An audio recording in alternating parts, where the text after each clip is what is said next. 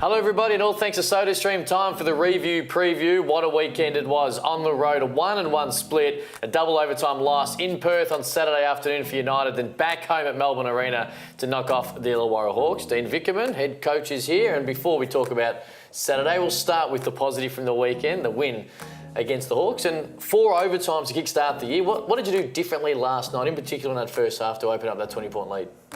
Yeah, on a short turnaround, there wasn't major adjustments that you could make. Obviously, with Chris not playing and Josh Boone, carrying some little niggles, we had a different starting lineup, and we just went through a few structures at shoot around to make sure that Mitch and DJ, guys that we really need to step up a little bit more, were comfortable in their spots, and certainly Casper took it on himself to certainly lead the charge. I'll say this with love, but as a head coach, you're probably never happy. You lead by 20 in the first half, and with the way the NBL is going this year, not only in games but in season, it's such a tight league. You make sure you have to put teams away and play 4 quarters. You didn't do it last night. What was the frustration in the second half that allowed Illawarra back into it? I was probably just as much frustrated in the first half because I really wanted to... As I said, never happy. You lead by 20. Casper wears hitting shots and you're still frustrated. Yeah, no, I wanted to really stamp, any kind of complacency or any possessions off that we had in that first half, or, we had some bad turnovers as well. And so I was really tough on some of the guys there and tough on the referees at times. I was a bit grumpy during that first period, but 16 or 17 up at the half, and they're going to make runs. And it was a time that we really needed to execute a little bit better. We played with great pace in the first half, and it's an element of our game that has to improve right now. And without Chris out there as a main focus, it was we searched a little bit for who was going to be the go-to guy during that period, and again Casper put his hand up. Well, if you were grumpy last night when you had a 20-point or a 17-point half-time lead, you would have been fairly grumpy on Saturday night when there was an interesting call late on Casper Ware in regulation that would have won it for Melbourne United. Now, I'm sitting in the stands or watching it on TV. If people suggesting it's a block or a charge, whatever it might be, different opinions. Firstly, your opinion on it? Yeah, my opinion on it live was certainly that Mitch Norton, moved into space and Casper jumped early.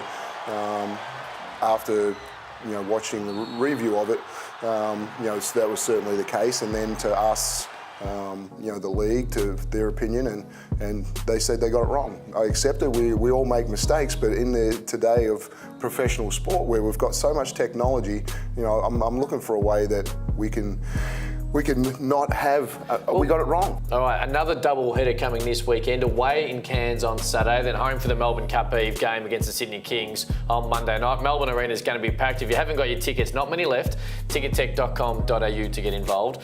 Cairns first. You didn't travel that well to Cairns last year. Is there little things you have to do on the road to make sure that they do travel this year and take on a pretty gritty team that will have some familiar faces on the sideline? Yeah, I like what we've seen from our team so far on the road this year to go to both overtime games. We put ourselves in winning positions, and I think that's all you ever want, being on the road, is to find yourself in that last 5 minutes in a position to go and win the game.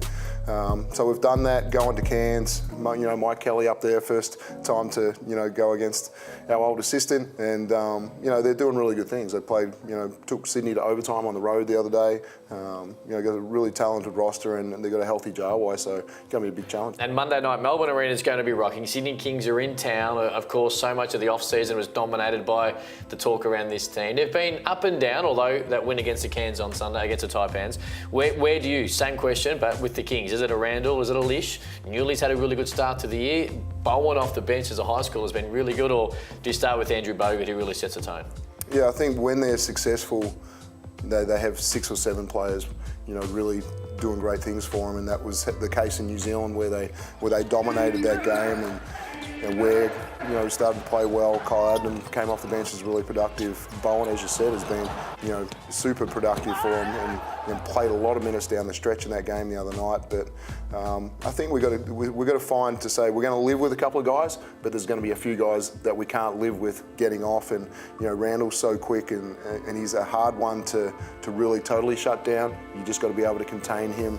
But there's some guys coming off the bench that we're going to make sure that we really shut down. No doubt. Huge weekend. Cairns on Saturday night. Then, of course, Sydney in town for the Cup Eve game. And, of course, our merchandise of the week, these Melbourne United hats, both of which are mine I don't know if you can get a free one or not, mate, but I'm taking these two. But make sure, if you're going to be at the game, Melbourne Arena on Monday night, make sure you check out the merchandise store that's on the main concourse, the main doors when you walk in. Go in, grab yourself a couple of hats, plenty of great merchandise. I see the Mitch McCarron jerseys just flying off the rack last night. So Melbourne United website, if you can't wait until the merchandise stall on Monday night, tickettech.com.au. Don't forget 11:16 SEN radio on Saturday night for the Cairns game and Fox Sports. And I'm just happy, Coach, that we've been able to get through this today, all thanks to SodaStream, without you getting a fine on the Casper wear situation, because I was certain when we got here today you were going to say something that got a phone call from head office, but you've done very well. Thank you very much.